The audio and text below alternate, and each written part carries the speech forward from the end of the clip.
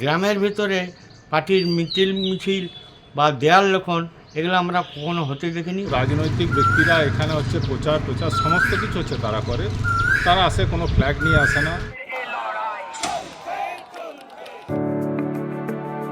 নির্বাচন মানেই কি উত্তপ্ত প্রচার, দেওয়াল লিখন আর মাইকের আওয়াজ? তবে দুর্গাপুর পশ্চিম কেন্দ্রের করঙ্গাপাড়া গ্রামে পা রাখলে আপনার সেই সমস্ত ধারণা বদলে যাবে। এ এক অদ্ভুত গ্রাম, যেখানে ভোট আসে, বাসিন্দারা লাইন দিয়ে ভোট দেন, কিন্তু রাজনীতির ছিটে ফোঁটাও প্রবেশ করতে পারে না এই গ্রামে। গ্রামের নিয়ম বড়ই কড়া। এখানে রাজনীতির কোনো ঝান্ডা নেই, নেই কোনো দেওয়াল লিখন।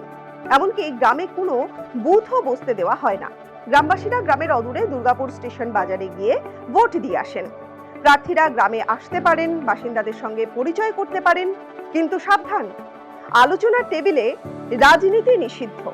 সঙ্গে আনা যাবে না কোনো রাজনৈতিক দলের পতাকা কিংবা প্রতীক। গ্রামে হয়তো রাজনীতি হয়তো সবাই করে, কিন্তু আমাদের রাজনৈতিক লড়াই হয় হচ্ছে দুর্গাপুর বাজার, এদিকে হচ্ছে আপনার হচ্ছে পিসিবিএল এর যে রোড আছে রোডের বাইরে, এইগুলোতে আমাদের হচ্ছে রাজনৈতিক লড়াই বা ফ্ল্যাগ দেওয়াল লেখন এসব হয়। আমাদের গ্রামের ভেতরে কিছু নেই। কেন হয় না? কেন? এটা আমাদের হচ্ছে পূর্বপুরুষরা করে গেছে, সেটা আমরা কিছুটা ধরে রেখেছি। গ্রামের ভেতরে দেওয়াল লেখন, পোস্টার এসব কিচ্ছু হবে না, কিন্তু রাজনৈতিক ব্যক্তিরা এখানে হচ্ছে প্রচার সমস্ত কিছু হচ্ছে তারা করে, তারা আসে কোনো ফ্ল্যাগ নিয়ে আসে না। এটা হচ্ছে সব রাজনৈতিক দলই এটা মেনে চলে। কবে থেকে এই প্রথা চালু হয়েছে তা আজকের প্রজন্মের জানা নেই। পূর্বপুরুষদের তৈরি এই নিয়মেই এখন গ্রামের অলিখিত সংবিধান। প্রার্থীরাও এই প্রথাকে সম্মান জানান। সম্প্রতি তৃণমূল প্রার্থী কবি দত্ত গ্রামে এসে জনসংযোগ করলেও রাজনীতির কোনো কথাই তোলেননি।